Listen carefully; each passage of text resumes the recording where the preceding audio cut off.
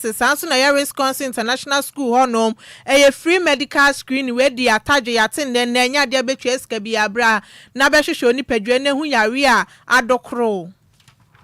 Sanso na nemre yi me kanfo DLFM Association for enamede amawom. Wanom eyankabom ku a omudwumade omudie no emu odepa sesabi anomanam.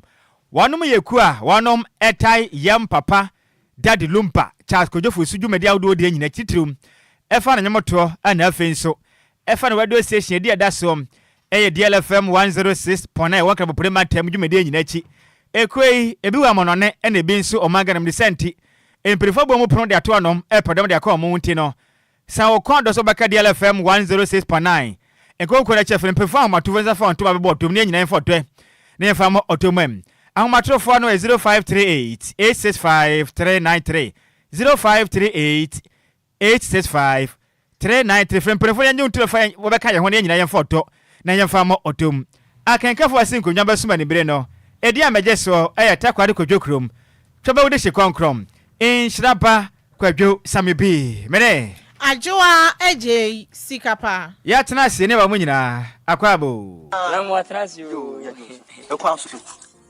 kwaso mese kwaso ana mse kwaso ekwaso so kwaso ade na do ba ha me fa fom nananu hwe oba ma nananu bu fom beti ya yegu so te me azim fa fom ade nananu se die na do be pie ha nana dedi kam mo atrasi DL News.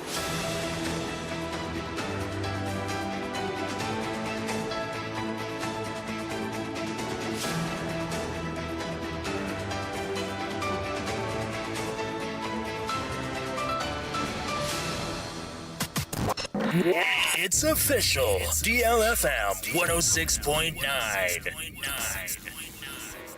Yamamo akwaba afitru milika ne share Facebook no som na yemfa kasebo no enchiremu emfa ensomom ya sha kasebo na se na ya sha asem awrohusemu edi afrim atoye etifedo mantamnum mechira Western North region na krabato DL kasebo proso echiremu am ababa wo bia wanya mfinhia no aduonu emiensa ne din edi Sandra Danso na ono no owo sehwi eye abuduabo eno no ye family community a eno no wabubia ni anwiaso bekwai mensenem ewo eye atoye etifedo matenem na krabatodwa echiremu am ababa we eye obi ono no otonfango ewo eye within kiosum we de kios no empenfo de nuape na abobonti we no eyade ehu ye pa na baba we tino mu a otonton eye fo mechire fango yi bi ewo mum notice eye enipa na ne hu de ese nyina chiremu sem eyade a otoanom no hu sa baba we etonkel eye petro ni bim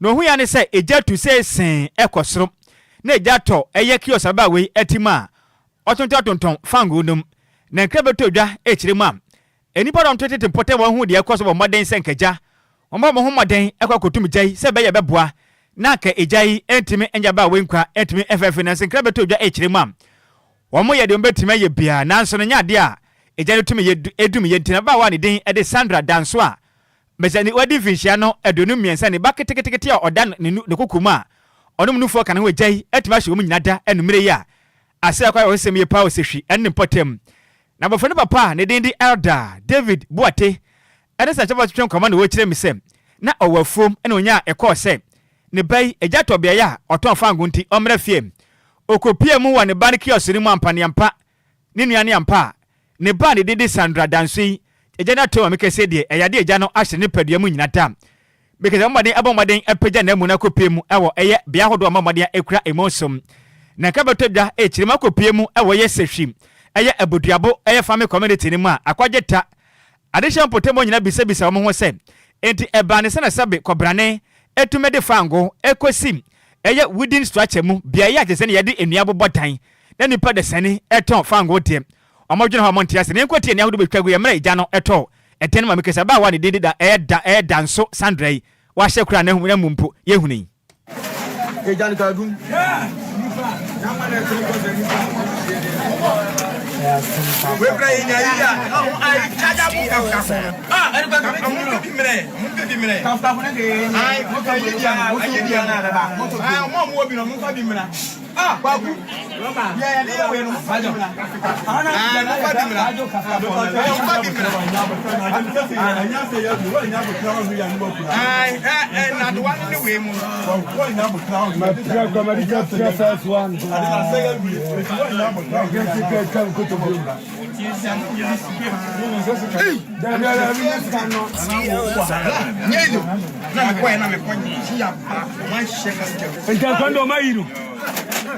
Akrano. Abati twando mayine ne bana nyane bana yini.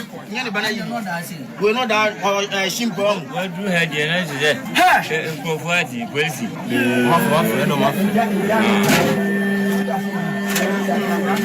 DLFM 106.9. Enti dede ye ene brabo ahodo a wote ye no eya de hia wonom ewo sehwi eye abuduabo eye farming community nim ewo sehwi babia ni anwiaso eye municipality nim no mu kirim se de asie de asemwei epantoma na ba Facebook no so a DLFM 106.9 a ya de video na to suntu ba benya bi ni wa hwenti sika de asie anumre nsu nie eja hihye de ababa wa oton fango ne bucket onum nufo da no hwe ona da so ye ba wa ne nie ahofa pa ewurade nyankopon eja hye ne keke ye na wiase de be ye de ni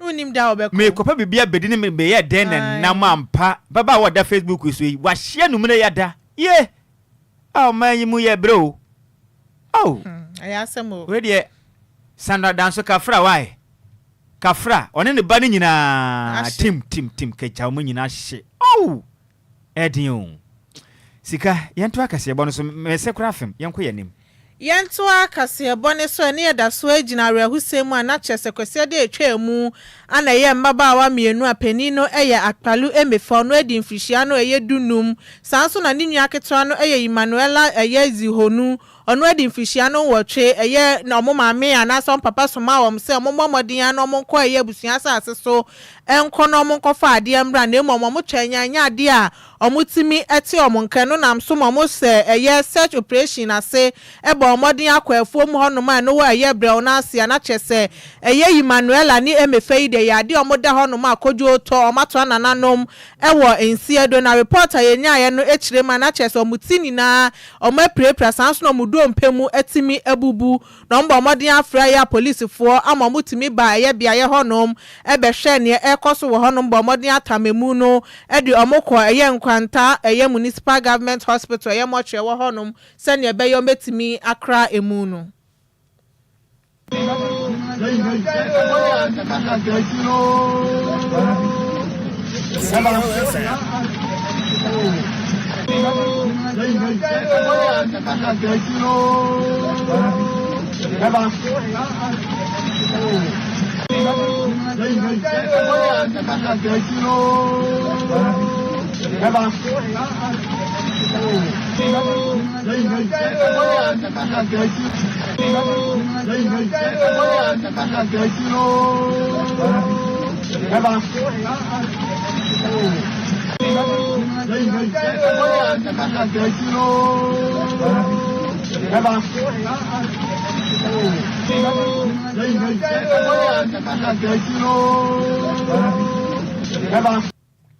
eni ya uti ye aya ne ekoso abra police fo ekoye bra na so ebe omodin ekofa eye Emmanuela eni emefei mu se omode ko Enkwanta eye municipal government hospital mortuary enti ahanso mo fra mienu no enipa bonfo akum wo no wo Chase say we are send dia ye papa Ghana na yehu na mo fra mienu so dia so mom so mo kwa afuo mu sen sanka kurasi asetena de etasi da ehu na nka kane no sebe yes mama frɛ so mo kwa afuo mo kofa bibi mra na aduane mra nka nyamfo mo so na say Ghana na de ayi bibi wo ho pa yankopɔn kɔ so a eni yachi ne de akwa de ehu pam sika yanto akase bo no so na meka senkrata efri Ghana Medical Association penifo etwaditi a eka ne se GMF akache aba echire mam endrada ukopie mum e watermelon teaching hospital na eno no wo etifere matem ni mu a na efetewani ensasa yɛka ede kyerɛ wo kram na ne nyina kyerɛ mu ayade a ɔsoafo no ɛna hwɛ apɔmuden so ne den ede kwabena minta akando ekopiem honom kyerɛ mu sɛm wohwɛ anamontu a asabia no emu adoctafo ene jesenesis ni bi yi adwuma na nyamianum ne kure ni enkwan kan yekura ne senti okono ode nsentwerefo de omachi ekopiem ayasabia honom ene ebo na kamla ACCC ayarefo ne bi so atwitwa bi sam eno achi ene ochim se ne mabasabasa ye bi ekoso ayasabia honom adoctafo no ede ayarefo ne nkwa egura to prenti ompene kram kwabra minta akano ekasa mu ena doctors ni bi eyi na no se de monkama no ntum kwa no tum me osoafa me hwa apomudi so mabana me kasa wonso ka bi wo se ne hwan kwa no paado eno achi obamoden ade nkata bonten abeka kire Ghana fo nyina sem Chief Executive Officer ade matamali abayara sabia no tontentan Ghana mampeni John Dramani Mahama kire mu se yenka nche ne so fandi branto ofi se omomoden bo no anso ani kram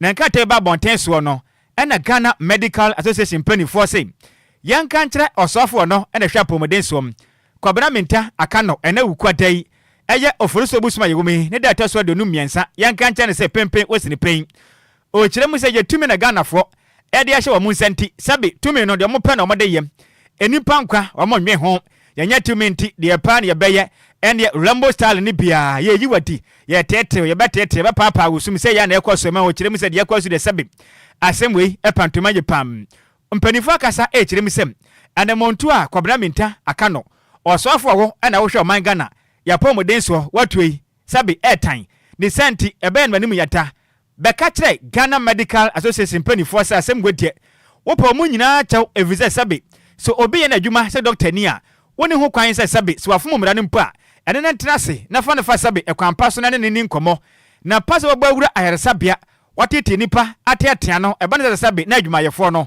mumu wano mokram wakasa kire mu sem enam se na motu a emperifu yetu ye nintino okopiem head of emergency unit na wodom ehwe ni pump tupuru atoyanchima to wodom na omu kire mu sem anamontu a osofo wetu ye nti ama mekese no wodom mpo eye adwinmu hawo ne senti ensimo ya totwa no osoafo sagumpo afin so osoafo no mekese ma yatamale MP ono tuma pacha efrisem oka hu bi ono so kwa yenso na no anda na no se bre sa tia doctor 40 mu am wodom mu kire mu se de asie ni sabi airtime wodom aka se kire mu se ni mu yada wanu hia se oswafo no na hwa pomuden som kwabena minta akano oma pacha sante sa pass me besi o magana mu no enya samketo a wesi nkra hodo am efiri Ghana Medical Association penifo ntanya animre yede mu chechiri mu esom yen etiefo yantoa kasebo ne so ne ebeka ya endra de yo forinso bosom ne de toso aduonu mienu ane edi betu jase o mampani John Dramani Mahama abomoden atwe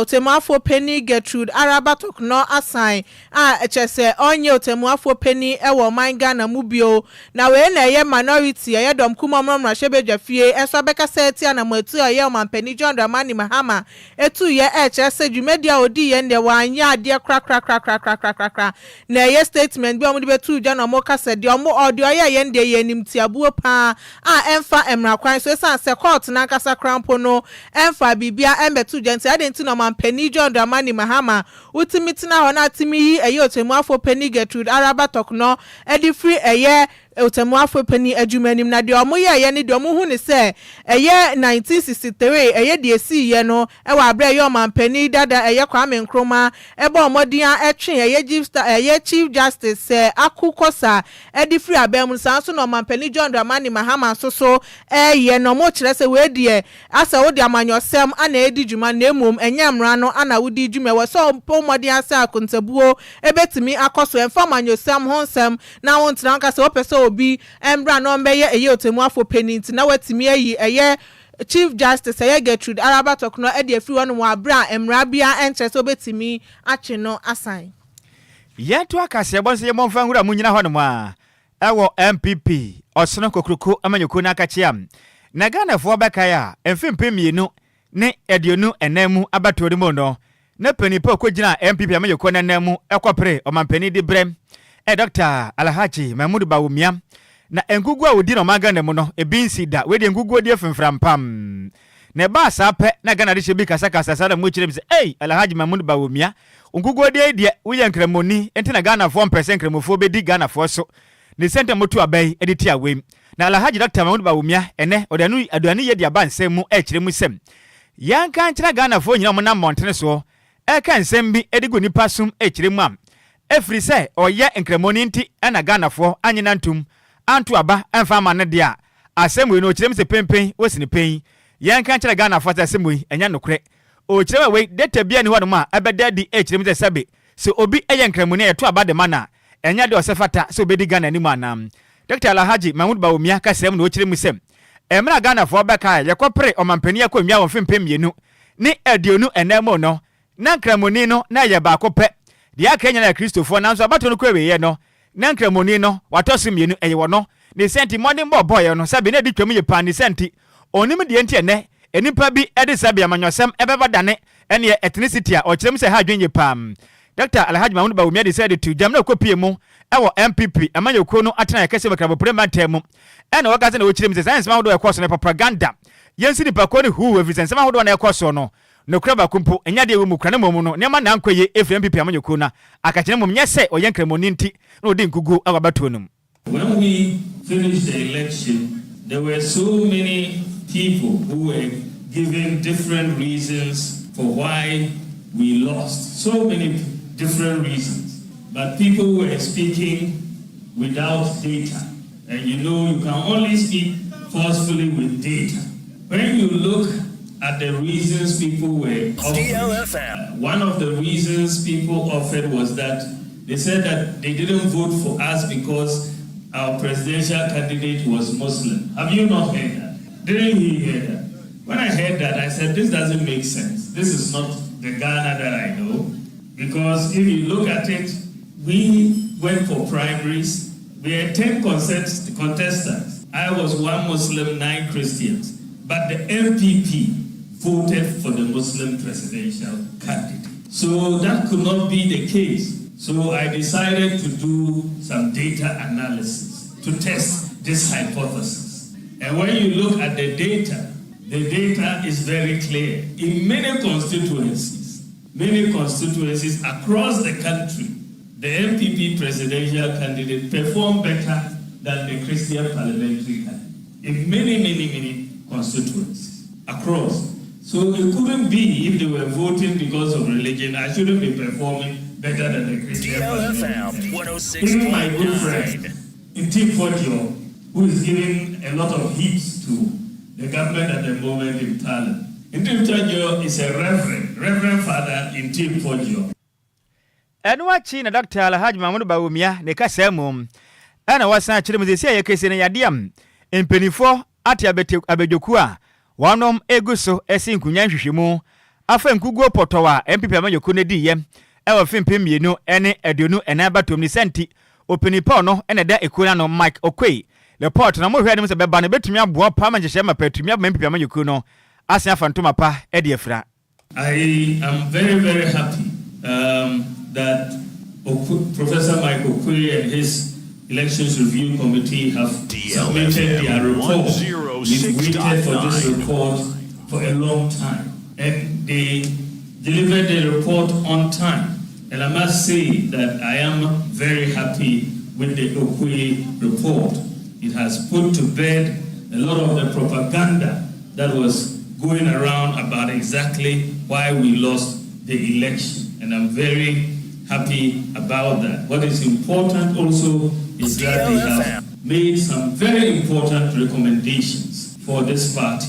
And those recommendations have been forwarded to a constitutional review committee to then look at it and bring it back to NEC and National Council for us to then make certain changes. You can expect without any doubt that the delegate system is going to be changed, that we will change the current delegate system and allow more people to vote, and that give more rights to more people to come in and be part of the electoral college.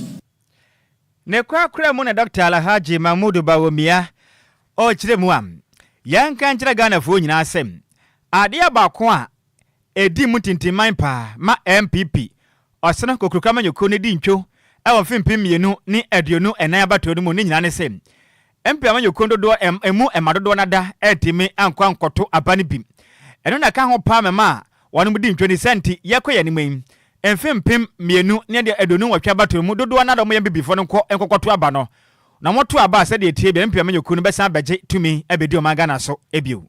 The fact is, we worked very hard. We tried to get everybody involved. As you know, the General Secretary was the Director of Operations for the campaign. The Women's Organizer organized the women. The Youth Organizer organized the youth. The National Coordinator handled the Zongo, and so on. So we tried to do as much as we could. Notwithstanding our hard work, however, we still suffered a heavy defeat.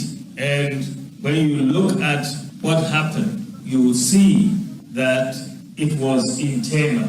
Many of our supporters did not come out to vote. This is really fundamentally why we lost the election. 2.1 million of our supporters didn't come out to vote. 2.1 million. And you look at John Mohammed's votes, his votes went up by maybe 115,000. So he increased by 115,000 and we went down by 2.1 million. And that is basically why we did not win. So Eni a woti ye eye akane omampene ebedi echi onokura nso ne corporate tumi ewo MPP amanyoko ne dimo ewo fimpem mienu ene aduonu enan abatonum de den here the Dr. Alhaji Mamudu Bawumia.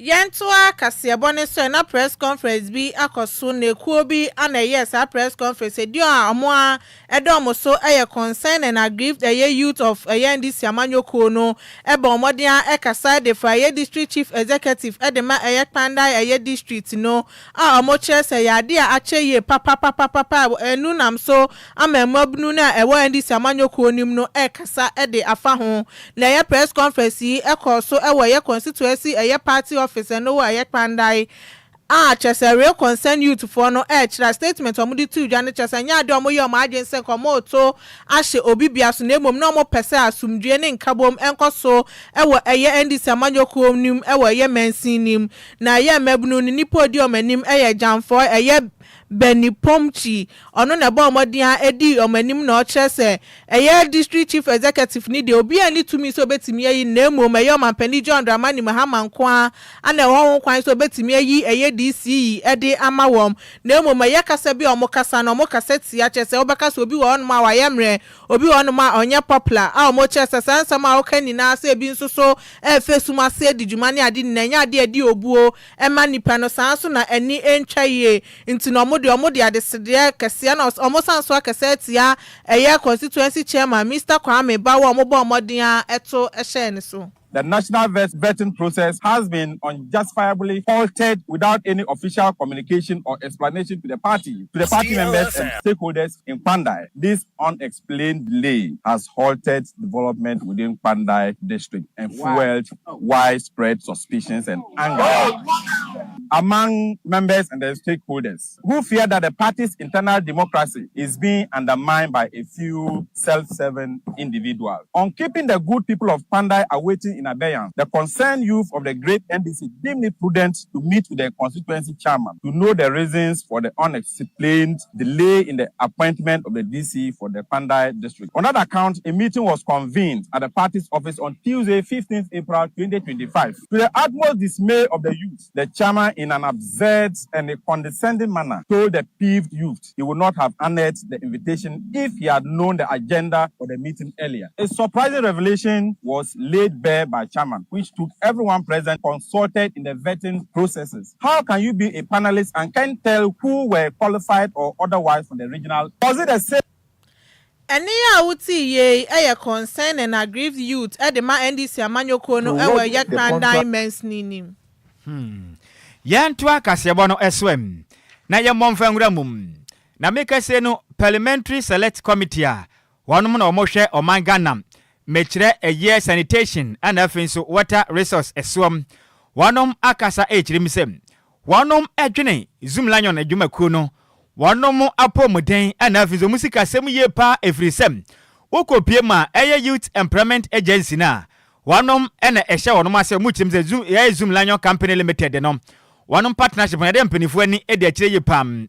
Nende prefer mbade bwanan ekopie mo bia hodo a Zoom Lion Ghana Limited enkrabo prement enwo ya adwuma no ekohwe ho no ma committee no chim dem kopie mo mu hu ni say yes Zoom Lion Company Limited adwuma yefo no ye benabo na ekosom omo kirem say adwuma yefo ne kasa say sika omo gina bosome no ye mampode o kete mampode sabi fia sa ogoba singlet asa do mabanum omo kirem say 250 Ghana cedis ena adwuma yefo yi agina bosome kitisikam 2.5 ena obi sode ekosiesie Ghana montene so no ye adwuma edema Zoom Lion Company Limited na mpenifo de hye ne nsem se wonye onfa mpodwe na no ne busuma ketua no na asemoto odwa pe ena chief executive chairman edema Jospond Group of Companies Dr. Joseph Sian Ajapom ebe kire musem asem we na sie no epantoma meyen fa so mo no emfa mo Zoom Lion Ghana Limited efrisem we no nhyehyeye a efri Youth Employment Agency mpenifo akache we abansa hyasie bi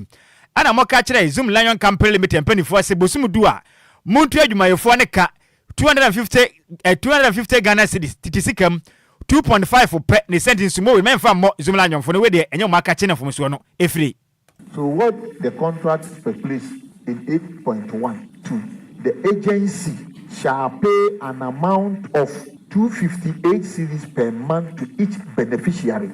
It's not Zoom Lion. The agency, they speculate. So they bring the workers, they fix the fee. In fact, when we started in 2006, it was 56. Then it came to 150 in 2012. DLFM. Then it came to 200 in 2019. Then 258. But Honorable, I humbly want to place on record that the hours they work is 3 hours. 3 hours. Minimum 4 hours. Then we are working. So when you equate it to minimum wage of 258 for 3 hours, you understand? So it is 3 hours and it's allowance. It's not a salary. We even Zoom Lion have gone beyond to give them health insurance and other things, registering them and supporting them in group. We have taken some of these riders. Today, some of them are accountants in our company. We trained them as a rider. He came in as a rider. He is an accountant. We took some of them to China to train them, bring them back. Some of them, we have given tricycles to them to be self-employed. So we are even upgrading, because you see, by my standards, I've been a farmer before, I've been an informer, I've sold jewelries on the street, I've been a hawker, and I understand how to develop these people. Bring them to appreciable level. So some of them, when they even work 3 hours, we allow them to go to container site to get other businesses. Ni a wuti ye no ono ena ye chief executive officer and as a group chairman Edema Jospond Group of Companies enom ne den ede Dr. Joseph Sian Ajapom ne ena wuti ye na ne kwakra mu no ena openipa make say no penifo apa no se onye chairman emfama select committee our parliament wonom eda sanitation and water resources ano eye John Kwabena Oti Blaze kasemu no so kiremi sem wanom abomaden den krata ekwa Youth Employment Agency boss Malik Basentali so meyi nsem bia no se ne adwumayefo ne bia katua fie bebre ni nyade o monsaka FCC ka kete sabe fia mampode we amde adwumayefo no ono so sabe se ritua ne ka ne beji ana no mechirim emfa nchire mpanifo. Of the people. Yes, that is very key. When we went to the ground too, we all heard it, that the assemblies, their bylaws have not been gazetted, so they cannot implement. So these are the areas we have to begin to look at. And now, leadership, I had a meeting with the majority leader a few days ago. He was interested. He was out of the country following what we're doing. And he was very impressed. And he said he wants to give us the opportunity to begin to do public hearing. But when the assemblies are raising issues, we give the Zoom Lion and the service provider the opportunity to be part. We invite the assemblies, invite the service provider to look at the issues.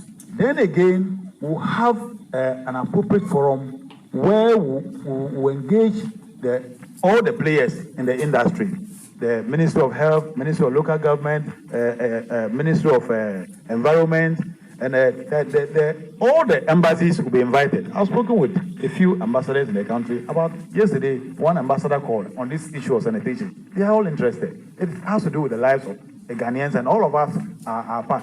So we are pleading that non-payment and less remuneration for the sanitation, the YEA workers. I spoke with the chief executive yesterday, YEA, but sometimes we spoke yesterday. We are inviting him before our committee to come answer some of these questions, and he's ready to appear before us. So we'll look at how best they can begin to increase something for the guys. And those who have taken the appointment, agreed to work at the various assemblies. You go to an assembly, they have about over 100 YEA in sanitation workers, but only about 5 or 3 who work every day. And at the end of the day, they are expected to be paid. I think that is wrong. It is a public money.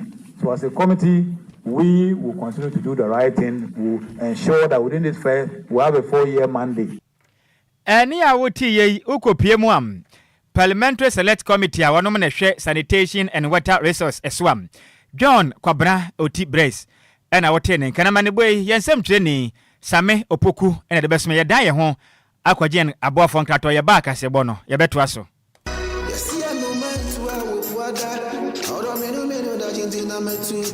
Makwantu ohunsam aye medadwen nanso meyensam tronenti menya adaje ye hwehwemu ekohu Sunday Sam's consult na wonom nti ende metimi ba menya brani adaje ekenkan ye investigations about womo ena mehu se wo apply for visa assistance a emfeli efri se wonom ewo track records madansi die nie ma menintrel Sunday Sam's consult edi britia wabi ebeje wo visa amount. Sewoko United Kingdom, Canada, Dubai, Poland, Croatia, Nafe Kradia, Serbia, any Greece in so Apakan work permit etchetry. Mamentra womo etchetry kwine. Sunday Sam's consult, ewo Ofanko barrier, Asofan, our Bay Wise Park Hotel, ewo Asofan New Station Honomoa. Phone 0244 291546. Email address and also Samuel Osu 626@gmail.com. Yeti Hudienti, we connect dreams with opportunities. Emanenye wadwendwen, fre wonom na unsu bedia dance empoase de media.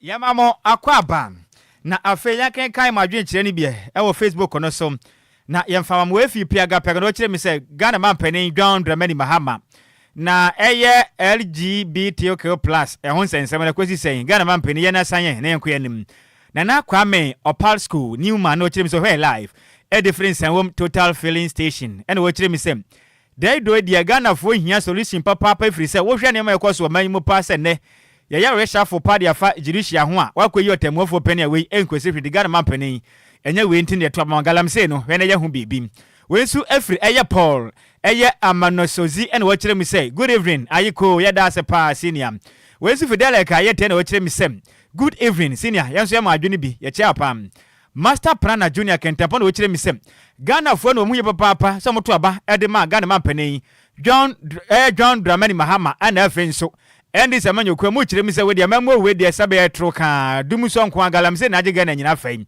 tinema nko anka ko se nja kase nko ma hwana mo prince open Greater Accra Regional Organizer da sim we su free coffee parliament ni wo kire mi se Ghana the accident nko a ohwe kwa manfo first trika na basa sa enkoye kuram ohwe live edi free akra opi kuma se na da sim we se free baba Mahama oboase na wo kire mi se abaya Ghana for ekwoto nsusuan so na aba no Ghana for mu na mu de mu nsom je dum so na mato abade akama no na dum so no so obohodwuma de mamu sei so nti mu nsom na munye dum so na no na ekro osinje agase enkoma hona bo Bismarck osai ekowua first vice chairman edema oboase East East MPP ya das Ghana ni sma crack ye boni tenapa kanje tatenasia ane say zoom na adwuma ko no mpanifo hwema beto je kire mi sem wano mutu adwuma yefo ne ka 250 Ghana cedis sikada dem 2.5 ne senti omo saman youth employment agency mpanifo zo menyin sem manze Ghana ne bekwa kwaya adwuma na busum duwa omo say ala 1.5 sikada dem ena mo hye ne nsase Ghana ne adwuma yefo aketua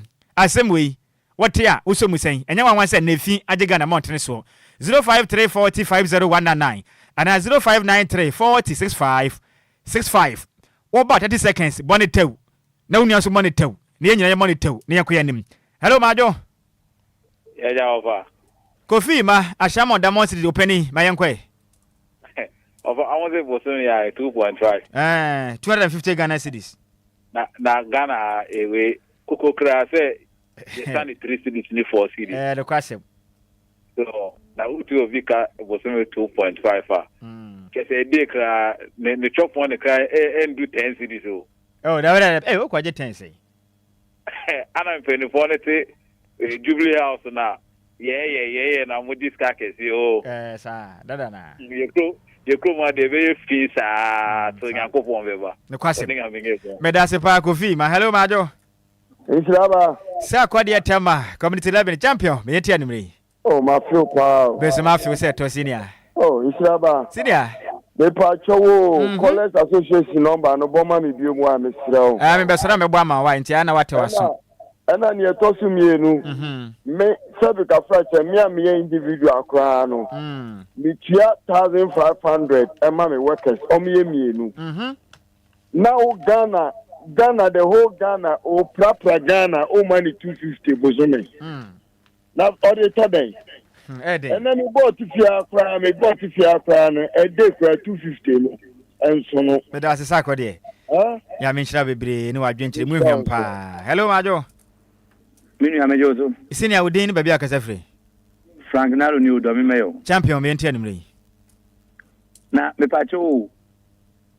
Omo pe no.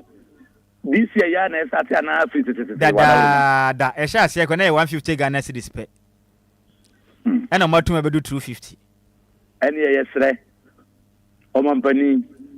Any opening order man basintali. Yeah. Ono mini papa no. Okay. Me kura me wi am friend no na kata. Na mo ne nka ho asem. Su omunya botre. Zoom life for so omunya botre. No mo kokko cheche mu che papa. 250 cedi any a month. And a day kura u be spend the same.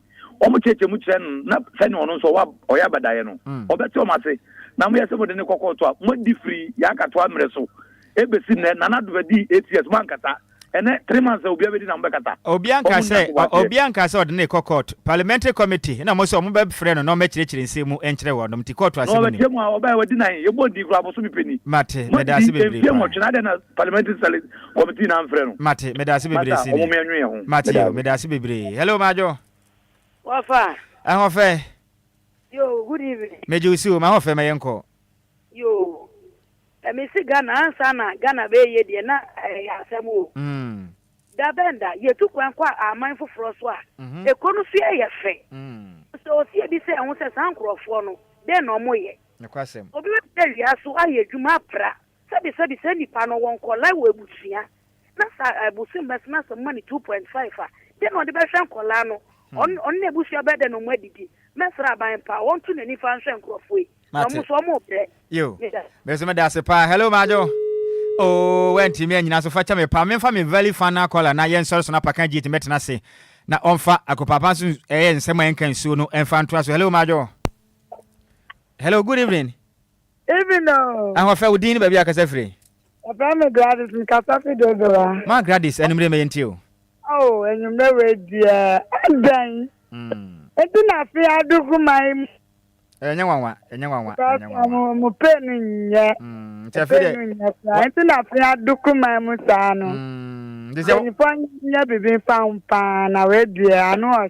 This is what you must say. Oh, it's not fair to go my musano. Okay.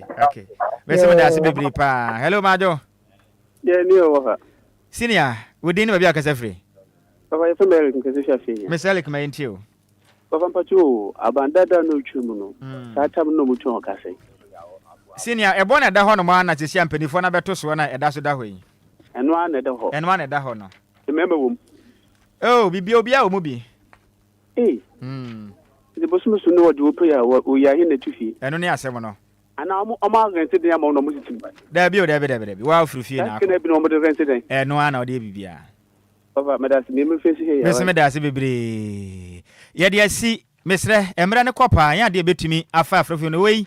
Yeah, best sorry, so no, young fowl that can say we, Enco and Farm.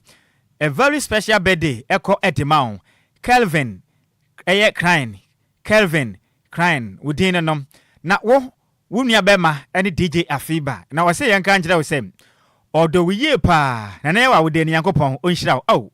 Na what you say na de say Sikapa de ni bi. Kete mampore ne ho ofe pa. Anyway DJ Afiba say yan kanjira we same. Abrantia within the Calvin crying within no na although ye papa. Wunya no ne sente ne wa we de no. Twidi ampon yankopon okanhira so a onhira wo. Onti nanim na onya wo kese. Ofefra domo Enquires said, "I have fete no."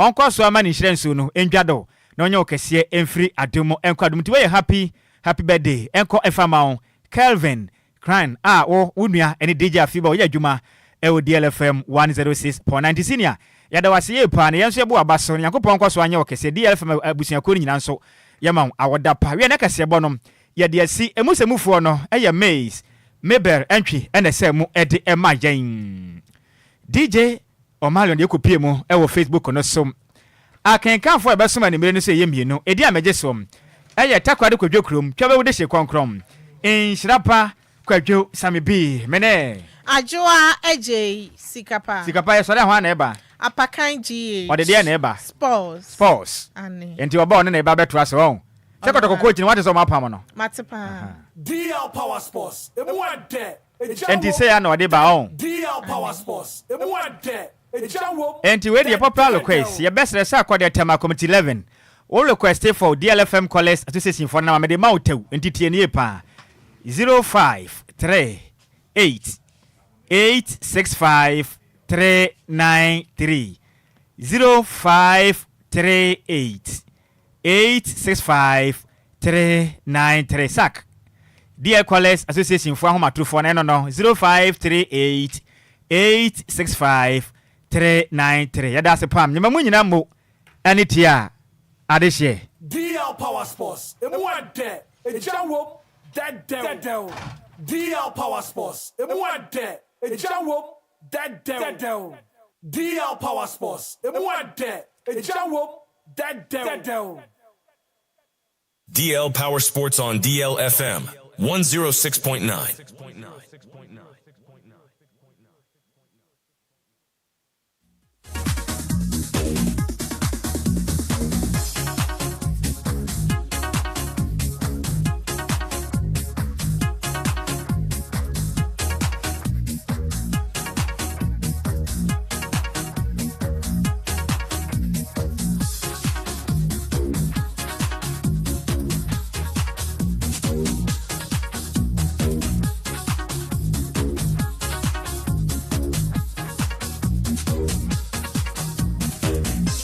Power Sports emu ade ejawo dead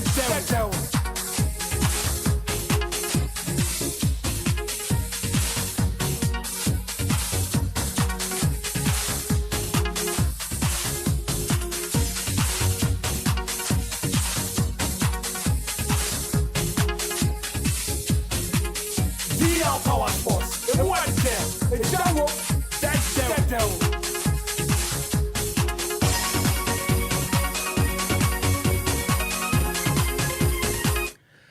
Wukura gbe wotro ya melegbedra no vinyo fogboto fio wotro ya cha gama gbado megba no sports yemi twogbono yimenko enyu DL Power Sports update mede kukuno wotro ya yomadana grona made na amesia mekpropomoto fio no chome radio adare DL 106.9 sports ya dimila ye me no yemi twogbono anyami ganyo bi tuobole bono ko ye Facebook ke YouTube mingabo gbekene hefia you know yo beshe gbekene water ko woke sports ni ba egbeji DL Power Sports update me kwabo fai ni ochemoko ni moko akemoko ni mofiamo ke radio afo DL 106.9. Good evening to our cherished listeners and viewers watching us live across all our social media platforms. Wednesday evening we are back on your radio to bring you DL Power Sports update. So please don't hesitate to call a friend to tell a friend that DL Power Sports team is back with DL Power Sports update. Abusia mame nyina we suna na nwumre mema odwom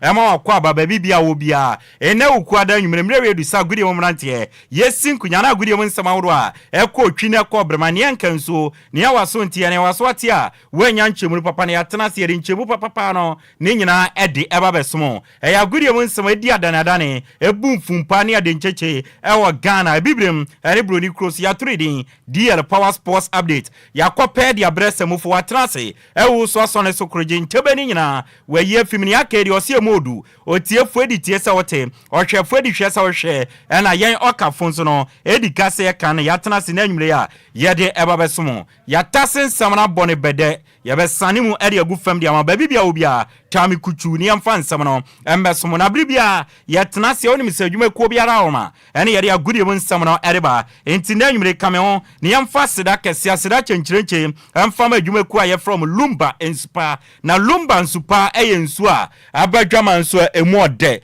emuti eye kroje eye kama Food and Drugs Authority eye nhwehwe mu afa sende ubepie mu Ghana na opensu de na ye kama de ba kopem eno ani Lumba nsupa na enije samne se Lumba nsupa ye won both bottle nia ewo bottle mu na ubebie ni ti na wanom no ye wo bi ena afensu ye won sachet nia wo ka no a no wamia rubber no na wanom no eno nso ye wo bi ntini mienu ni nyina opebia obetumenya na bibia aye kama edi amao eno eye Lumba nsupa ne de sese eno an obi anom enti abusua wanum bia masa no obeji wani so nti Lumba nsupa no efiefie monom mo amotonton so eno ana monton dwumadie bia wudi bia no fa Lumba nsupa na esomwa wo bibia fa nsu aye no mo de abusua kejiwa na nkasa no eye Lumba nsupa no ana obi abobo enti wonso jibia na bobo na bibia anya kama anya fine emfa Lumba nsupa no mo amwo dance ma ene ne mpatemate dende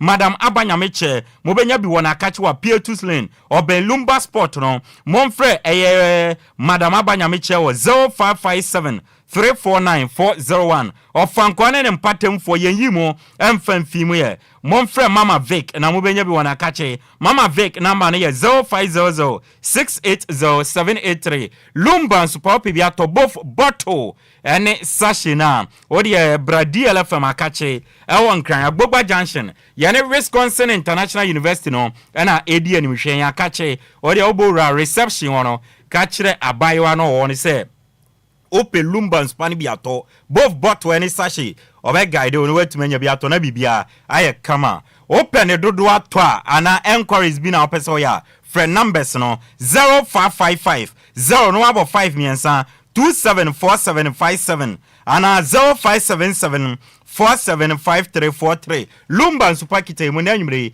yede nsamana eba from afar menu akwam yafum ekame wo mede nsamana eba DJ Omarion Facebook and YouTube odi ato DLFM 106.9 minso metia kunya kesi mede nsamana besomo no edi ameje so no ayenso ano de share Apakan the blessed kiyentie we basasia na yesi fam eden nsamano ede asomo Apakan GH wode nyansa de wadiawo wo interview wo kasai wa hobrase wo radio mu kire se wo yo pabe ne wo radio mampa enti wo yanka jangu ne yansha nsamna se amfamari yansha se amfamfi yandie mu ne yewia na yewie ewo broni crossodia and then CAF Confederation of African Football Inter Schools Championship 2025 koso ewo Ghana ha na Ghana ne host to ewo University of Ghana Stadium ewo Legon anya asemketo akra na ene Ghana mano ne mema ni nyina no yetumi ebo yem first game memfa result epie mu no entumi emfanto anim na hu sana enyama ekodia say ena etien Ghana girls under 15 national team no ena ejina Ghana nemo ena emema ne so no under 15 for no ena ejina Ghana nemo na ne omo nyina bo mu first game yensha se emfanfi emano akache dia ena emano ebo mu first game na enije samene so mo hyase on a good note echi oma ye friend Morocco ebo mo ekaba ko pe Morocco for no entumi ante enti ena ye mai one under 15 girls no African School Football Championship na ekoso no omo tumi win on first game by 1-0 oma ye friend Morocco omo entmante na sese no aka omo 2 games on bebo na omo 2 games no ende say na ewon something nyame adoma ochina ebo dumienu awia Ghana ene Benin ebebo na fenso ochina na ebo no na ya Ghana ene Malawi abo na fe yewie yen group stage no ne ahwese betumi qualify ede akoye nim so a yede ewonsam na edema na girls under 15 no mami a yefane Joyce Boate Agyei na ekochi emaiwa no na ne squad a ode ewuramu into tournament no say NT obenya Zulaya Suleiman Hajara Adam Faustina Atiamuanim Esther Kisiwa Christabel Anum GT Aku Tosu Margaret Teria, Ruth Gadrin, Daniela Abbas, Belinda Eyekwente, Jennifer Euku, Gloria Owusu, Rahama Aziampaga, Christiana Ashiaku, Mabel Do Mate, Agnes Owusu Buafo, Blessing Tete, Mavis Oko, Precious Akungwewe, and Afenso Mary Kua, Way and Mary Kuma Way, and Maiwa, Mamia, your friend Joyce, Ediomo, about tournament, na yere wonsam, Ede Asumo, Ewo Jumedian, so Yamfi and Manakache, na Yamfi and Inchemo, Ewo and Manakacha, and then almost so Ebomo first game, I know your men's. Under 15 team no omo Uganda under 15 team no ebo me kabinwa omo entumi ante enso enti ne Ghana mema nso no ye share on a very good note na yen last 2 games na no say any yen fixtures no etie nyame adom ochina anopa duba ko 11 am ye bebo against oma ye friend South Africa na afenso na about 3 pm Ghana any Algeria abo na fe ya complete yen group stage no na ya hwese yebetumi a qualify area koyenim na coach Ghana men's under 15 team no coach Kwaku Danso squad audible tournament ni say na tie Kennedy Ado Tete Mubarak Shaibu Cyrus Ankuma David Mensah Abdul Razak Francis Fiayaji Philip Kankam John Andor Ignatius Cyril Hagan Ramsey Entrim, Hakim Kasim, Eric Adai,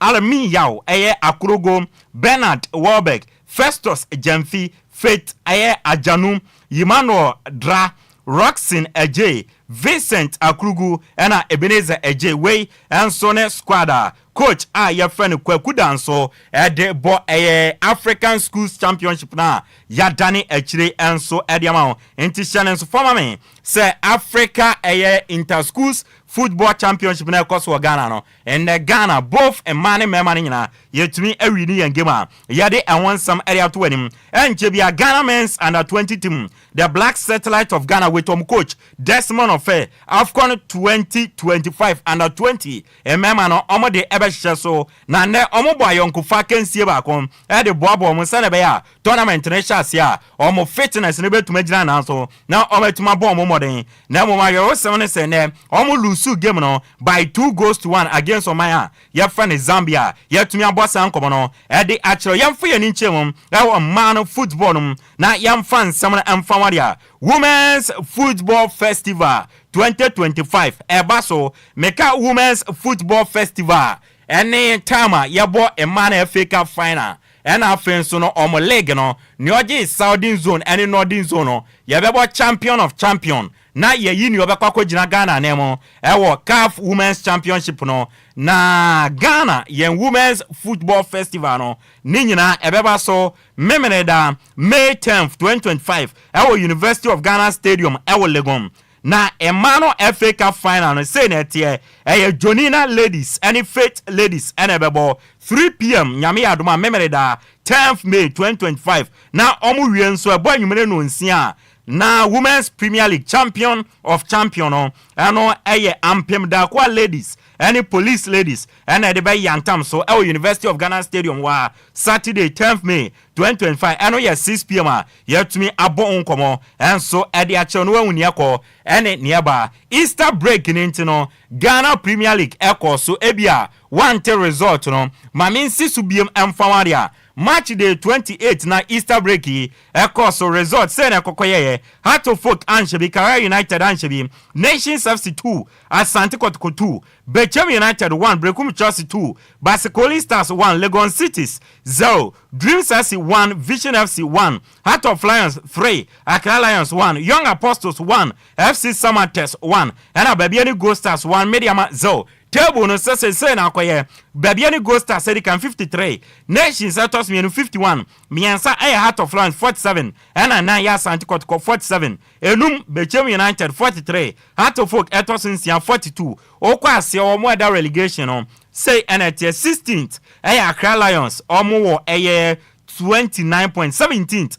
Legon City 25 points and Answateman Oma League no dada umtwa to a almost 15 pointer. Yeah, the one some of top scorers no. Faiza Chawete Nation Chelsea 11 goals and one poso Eddie Eguntram. Stephen Amankuna Obrekum Chelsea. Ono so pusu intana edu. 10 goals area mabrekum Chelsea and Nana Kwame upon our Heart of Lions on also a pusu intran edu and Samuel Atakumi our Bobo Kwa friend baby any goal stars on also Asher 9 goals Joseph Eso our Bobo Kwa your friend Dream Sasi on also Asher 8 goals ya boss and common at the amount now let me say a board game beer Fatao Dauda and the Black Stars goalkeepers trainer or to me team of the week now team of the week the Abamon team Yam Bosso and Famadia Senator, coach no Kasim Mengo Okansi, 4-3-3 formation and Orikomo, Ruben Osman Sanon, Nation Chelsea, goalkeeper, honor that name, Ubenya Kevin upon baby any Ghost Stars, and Abdul Rahman Yayakara United Omo, and a boss center back panel, and a branch of Yumano Educian, our Samates or left back, and a Christopher Nate Nation Chelsea, and so our right back midfield no, Yumano Dankwa would dream Chelsea with Jam Finfino, Issa Yakubu our Basikoli Stars or and a Hussein Mohamed Wahatufuk, on also a midfield or Kwenimwa, Ubenya Nafiu Sulemana Nation Chelsea, Nana Kwame upon our Heart of Lions, and a Jonah Tukwe, our Brekum Chelsea, Fatao Dada. Team of the week of March Day 28 no say enatia yabo ehon komo enso ede achiro ewo na Ghana Premier League March Day 29 na otwin ebetwagu say ena etie na Boboku a ye fe no eye Accra Lions omone Boboku a ye fe no Bechew United ebebo memeda ewo Accra Sports Stadium 3 p.m. and afensu TNA eye Mediama and Young Apostles ebebo 6 p.m. ni nyina memeda kwasiara Asante Kotoko and Adriana Football Club about 3 p.m.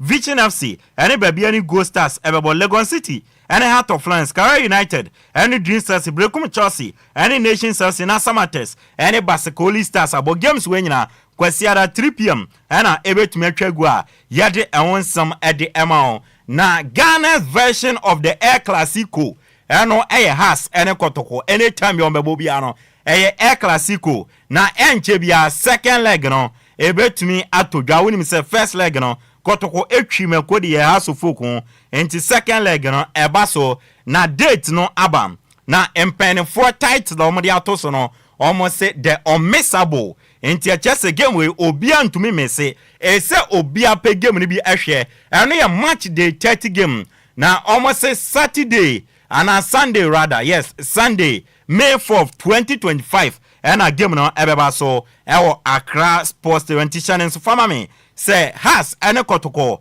ebo na eye the second leg no na we no ebe has ene kotoko ewo Accra Sports Stadium Sunday May 4th 2025 and so wa yede enwonsam ademao na we no eye wanimsam Kumasi Asante Kotoko omu coach Dr. Prosper Natogum and you know omejan kwan officially enti Dr. Prosper Natogum officially no onye coach emfama Boboku a ye friend Kumasi Asante Kotoko biem omejan kwan ema ne ko enso ewo na ende no oba 96 games no boy o win 46 draw 25 lose 25 eshe 104 goals e concede 70 ena ne Kotoko ejan kwan trophy ojiba kwede ma Kotoko nde no Karim Zito Dream Stars former technical director kum coach no ena wa ba fa Kotoko adwuma no as interim or the omobo akosi se season no ebetumi akona wie na sese Kotoko for no oma form new technical team say ena etie Abdul Karim Zito ebeye interim coach kum technical director na fenso no Malik Jabel aye technical advisor na fenso Prince Owusu aye assistant coach so ewo enti Kotoko mu new technical team no say enaya ya bo ehun komo edi achrom Ghana Premier League side Accra Lions officially no omene German Bundesliga team from Eintracht Frankfurt announce partnership na partnership we ebe take effect June 2025 na botaye etai partnership we chini say two teams no bia be boabo ne yonko na obianya international experience entie bia Eintracht Frankfurt omo be so omo bato ewo Ghana Accra Lions ebe host omo na wabo omo ebi Accra Lions nso person ko Germany a ende no Boboku a ye friend Eintracht Frankfurt ebe bo omo na afenso no two teams no ebe develop young talent together we any partnership German Bundesliga team Eintracht Frankfurt any Accra Lions assign yare awon some area so Division 1 league no no officially bobo kwa ye friend Real Tamale United RTU Oma qualified to Division 1 league playoff zone 1A one with 4 games to go no Oma team with 57 points near audio machine was 44 into 4 games na kan omu lusuni nyina kra still Oma win zone 1A into RTU no omo kobo playoff na omo ne ni obe win zone 1B no na bebo na zone 1B no like we said Techiman 11 Wonders and a lead omo and on be win no money RTU abo playoff na yede ewon sam at the amount yamfa fienisi na yamfa kakra bi ntoaso wa manone amfama na yanyane yansore so dia enne anwumere ampaye beja matches eguso a ekoso ewo Europe na English Premier League no meno kase yesi akane sima enum Arsenal the Gunners asheba ko Crystal Palace entumi entie enti Arsenal to atena ba ko a Crystal Palace entumi enhyeye na Brantia ye fan Jacob Kiwior ana etumi ato sa atena no e de amapobo ko a ye fan Arsenal enso ewo na game we say Crystal Palace etumi she Arsenal officially Liverpool will be declared champions of the English Premier League this season. As it stands now, Arsenal shall kabakwa Crystal Palace entumi enter Spanish La Liga games ni bi atone wiem Athletic Club Bilbao Esheba ko Las Palmas entumante Inaki Kwaku Williams ena to atran Edema Bilbao ena Celta Vigo nso ahemiensa Villarreal entumi ante sa games we nyina abana we ebo 7:30 Deportivo Alaves ene Real Sociedad ebebo na Getafe ene Miami team Real Madrid edi ayantam so a yede enwonsam edema Italy Italiano two games ni bi abana we na games ni nyina eba na we no say na result nkoye Cagliari etna fie Fiorentina kobo mekami no omatimu ba ko ewo Italy Genoa enso atna fie ma Lazio kobo mekami no omo entimi ante ena afenso no Parma ene omo tna fie ehye Juventus kaba kwa omo entmanti Juventus asesa coach enso still na enyama enkoye mfama Juventus Parma show makaba ko omo entimi ante Torino ehye kanimi no Udinese entumi ante Coppa Italia semi-final second leg yesi akani simamiensa Inter Milan enchebia AC Milan enchebia first leg no chane so fama me se obi a hye ne yonko eka baako nso wo ho a yede enwonsam ede asomo na uremu ewo Barcelona akachi a nyame ya aduma memereda omo bo Copa del Rey final against Real Madrid na ayewo 7 se omo left back Alejandro Balde oye Spanish Abrante ne pra report ne bani se ende Alejandro Balde entumi mo final ni bi enti abobo ko efen Real Madrid ema Barcelona memereda Andri Iniesta ope one of the greatest midfielders of football enwuntumi nka enyi Andri Iniesta emfanfimu oye Barcelona and Spain legend o se dakoro bia ono Andri Iniesta ope so be coach into ono echecheche se de dakoro ono Andri Iniesta obeba be dani coach enso ewo Toni Kroos efi Germany obone ball Edema Real Madrid oye legend ma Real Madrid and afenso no o ma ye fene Germany na ukopiem ewo Madrid community ewo Spain o mama na award bi 7 stars of sports 7 stars of sports award Madrid community no de ama Toni Kroos enso wa ye de enwon samade ma na Francisco Totti legend de ma AS Roma ene Italy ono ne nkwanda nyina ne career nyina obone board ma AS Roma Madrid dinachi o se me ma eno tena Roma trophy nso de born Sana Jones obo akokọ no o se odi Messi ekowra AS Roma team no for 25 years yembisa ya won se Ballon d'Or dodo san ena Messi betumaji 0 esan se ye mo Roma emfanje Ballon d'Or we ne nsema Francisco Totti eka ne kra ne yeko no Kim Min-jae South Korea ni a obone ball edema Bayern Munich oye center back na Abrante Bayern Munich force omukofani fi Napoli obaye ayeka watankwa no twa enti sama team bia openo no first cabra na befa Kim Min-jae efa ne ko na omo de omo mpeno esanso obaye nyama nkoyi bako sei ɛno ɛyɛ South Korea center back a yɛfɛ Kim Min-jae yɛgyina ne deɛ no so ne yɛde asi na Ziggy take over ɛde awoso no ɛde awoso woso mu ɛnso ɛwɔ na yɛkɔe deɛ mea minua yes bra Gosway aka Ativo na ene your birthday na o Ashaiman or your electrical engineer inti Ativo aka Gosway ene your birthday inti Gosway ma mere show happy special birthday